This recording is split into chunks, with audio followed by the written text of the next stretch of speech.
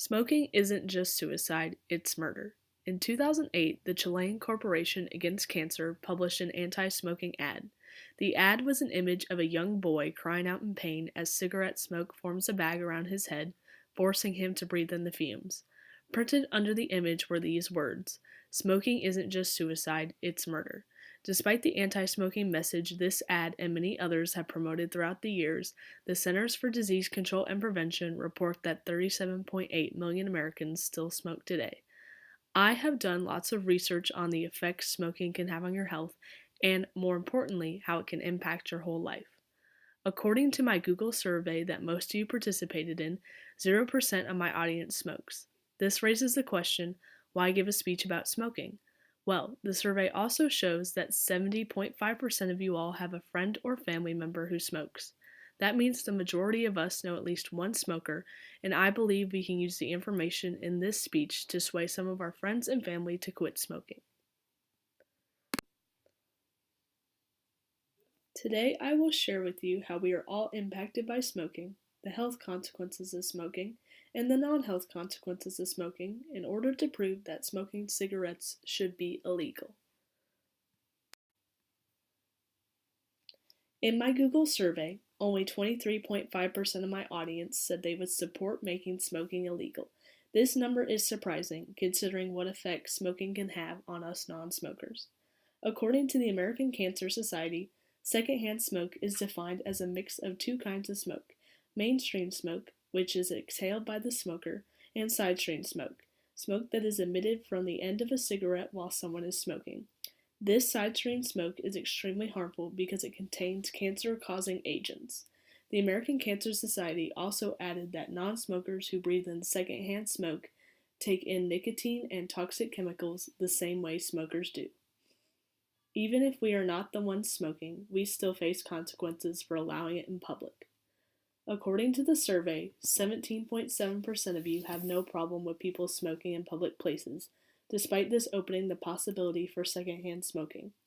Shopping centers, restaurants, public transit. Think of the possibilities for you or a loved one to be subject to the various cancers and health problems smoking can create.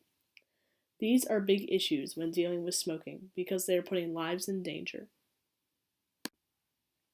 Smoking has extremely serious and even deadly consequences. According to the Center for Disease Control and Prevention, cigarette smoking causes more than 408,000 deaths each year in the United States. Smoking can also cause frightening medical problems, including but not limited to lung cancer, heart disease, type 2 diabetes, liver cancer, tuberculosis, rheumatoid arthritis, stroke, bladder cancer, and Crohn's disease. Unfortunately, these various cancers and illnesses are not only affecting the smoker. According to Live Well, in the United States, secondhand smoke causes 42,000 deaths from heart disease and 3,400 deaths from lung cancer. All of us could be harmed by secondhand smoke. Are you willing to risk your life to fuel someone else's nicotine addiction? Are you willing to risk friends and family as well? Let's suppose you take the risk. Now there are no consequences for smoking, right? Actually, there are still many reasons not to smoke. If you do not smoke, you will be better off financially. According to the website Better Health, if someone smoked one pack of cigarettes each day for 10 years, their total spending would be over $130,000. There are better ways to spend money, and it is also better to save money than to fuel an addiction that does an undeniably more amount of harm than good.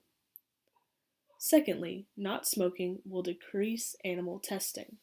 According to unitypoint.org, mice, monkeys, and dogs were tested on to measure the effects of smoking. When people choose not to smoke, scientists have no reason to study the effects of smoking on animals.